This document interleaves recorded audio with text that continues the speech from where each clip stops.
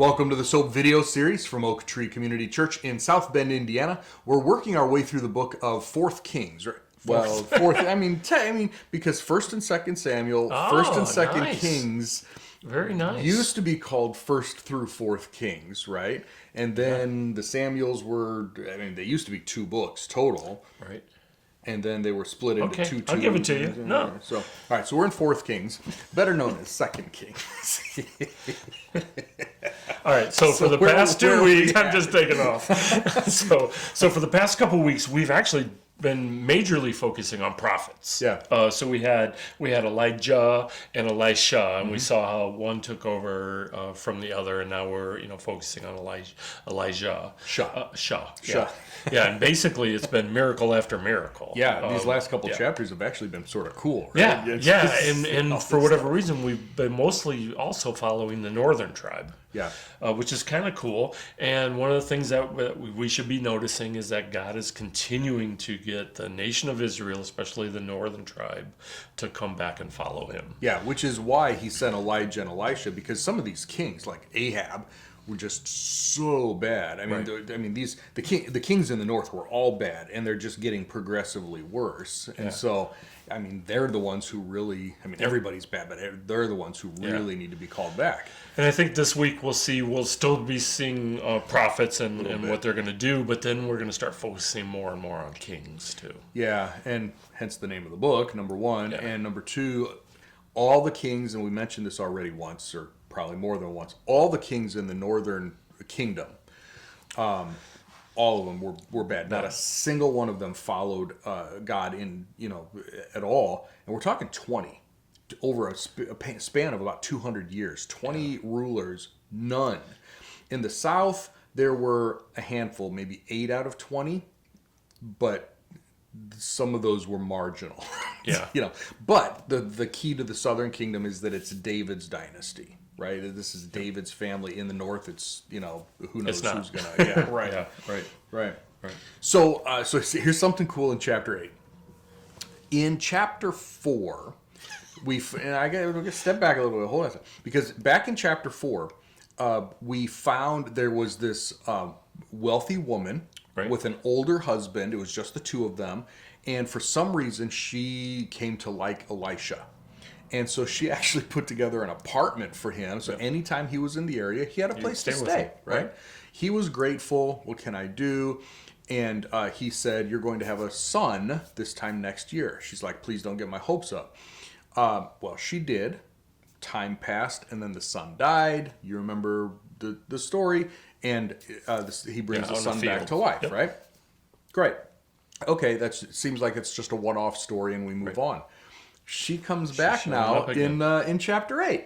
So at the beginning of this week's reading, we have this lady, and Elisha tells her, there's going to be a famine for 7 years. You should go somewhere, take your son. Her husband has died now. Take your son, and you need to go somewhere. You need to escape so that you can live.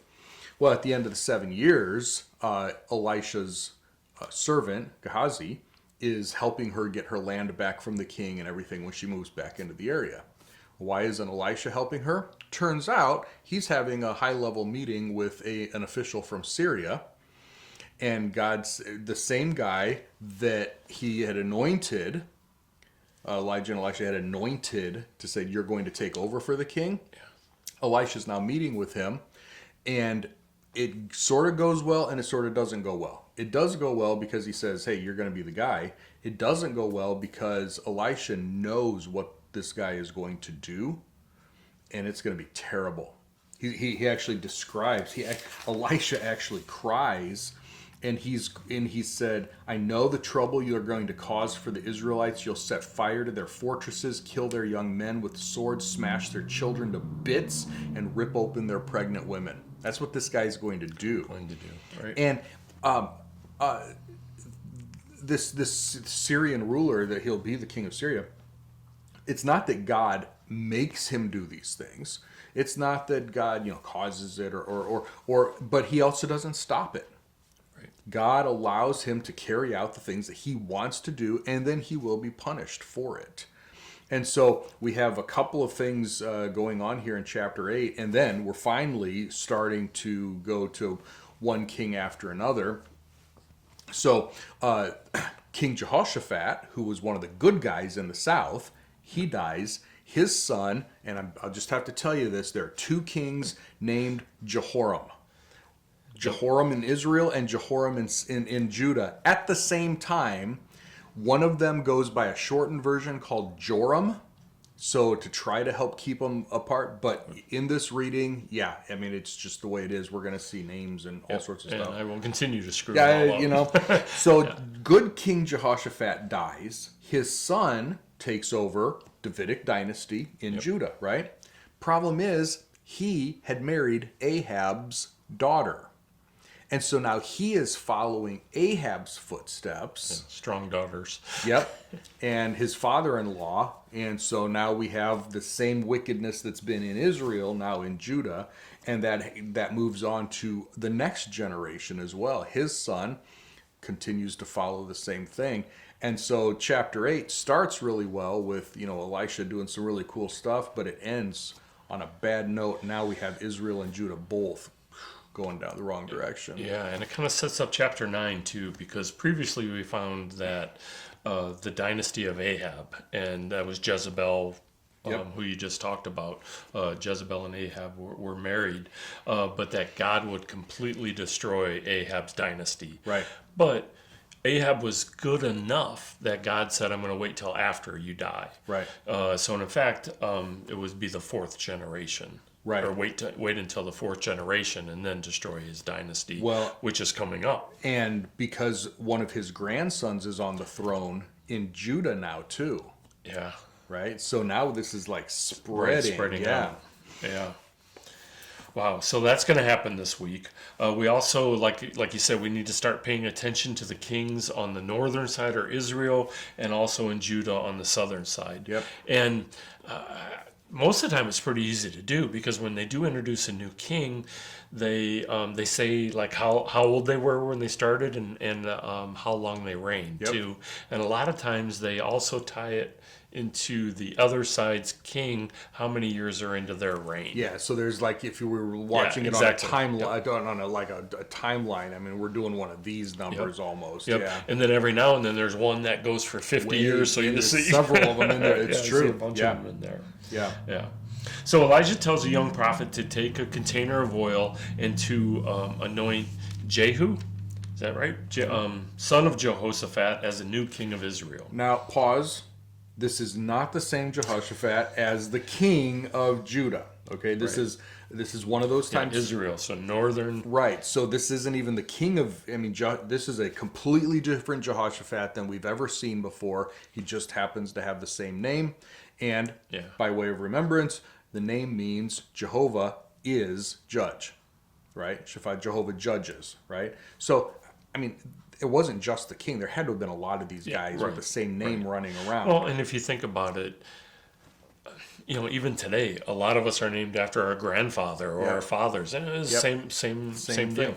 So what we have to do, the way we know this time, and this is just a biblical interpretation thing, is it tells us he's the son of Jehoshaphat, the son of Nimshi. Yeah, there's a second son of. So that we know which Jehoshaphat we're talking about, right? That's not the same guy. Right. So that's how we know. So we don't want to overlook those little details. Yeah. So again, Elisha is supposed to anoint this person, and then oddly enough, he's then supposed to run away. This other prophet, right? Yeah. Yep. That right. Elijah tells a young prophet to do it. Open the door and run away quickly. Yeah.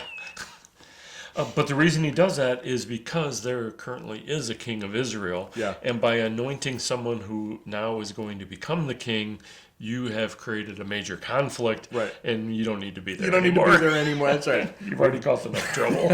I've done enough damage, and we're going to go. Yeah. So Jehu was anointed, and he was anointed in private. And again, that's not unusual, too. It's usually, it seems to be, the anointing was done in private, with God and the prophet. But then he rejoined his co-workers, probably now covered with oil, and And they found out, hey, what'd you do? Oh, nothing. Yeah. Come on, a prophet came and saw you. What'd you do? And you're covered with oil. Yeah. So they got it out, and they were like, dude, we're on your side. Yeah. And so he immediately started planning, and I said, play the ominous music, right? Dun, dun, bad things are going to be happening. Yeah. So King Joram of Israel, the northern tribe, was in the same city as Jehu. And it makes sense, right? Because the northern and southern kingdoms just fought Syria. Yep. And somebody got hurt, so the other king stuck around. Hey, are you doing okay? And now in the same city, this new king has been anointed. Yeah. So we got all the players Yep. in the right spot. Yep. So everybody decides to meet up at the same place, and Jehu takes it as I need to be there, and I'm gonna go there. So he takes off, and as he's coming up to is it Jezreel that he's coming up to? Comes up to Jezreel, they spot him. Yeah. So they send out a couple messengers.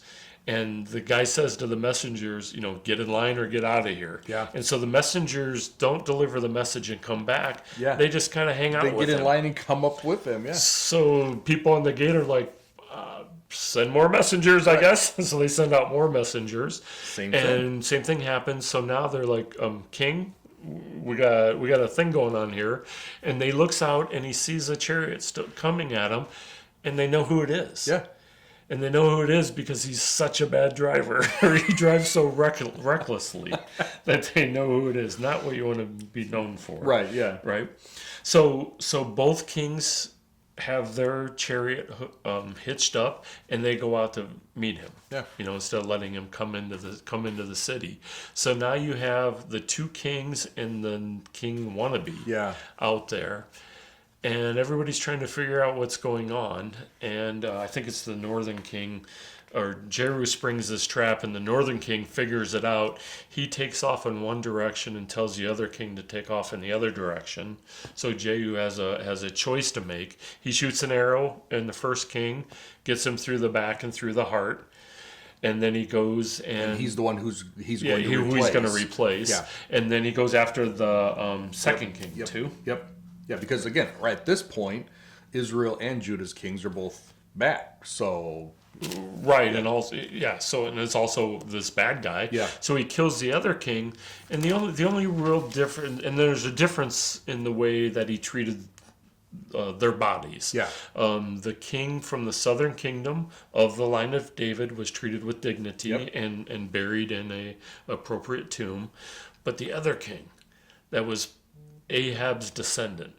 And if you remember the story, Ahab, one of the bad things that he did was he wanted some land, and he whined about it, and his wife finally had the guy set up and murdered. Yeah. And then Ahab took over this guy's land. They just happened to be around that same land. And so they took that king and put him on the land, almost as symbol of a death for a death. Yep. In there. Yep. And that also stopped his dynasty too, right?